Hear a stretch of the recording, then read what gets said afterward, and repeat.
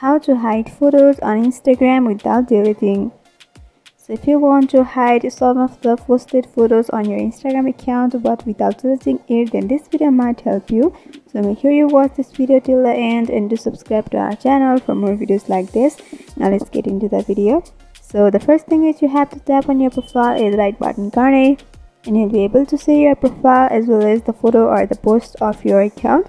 Just tap over the photo that you want to delete, and at the right hand side there is a three-dotted vertical line. Tap over there, and here is the delete option, but at the top there is archive option. You just have to tap over the archive and this post will be moved to archive. So by keeping it to archive, it won't be deleted but you'll be able to have access to archive. For that you have to tap over the three-bar horizontal line at the right upper corner, and here is your archive option. Simply tap over there, and the post that you have archived will be available over here. You can see, and only you'll be able to see this archive.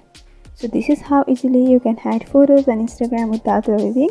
So I hope this video was helpful. If you want us to make any tutorial videos on any topics, then you can mention down below in the comment section.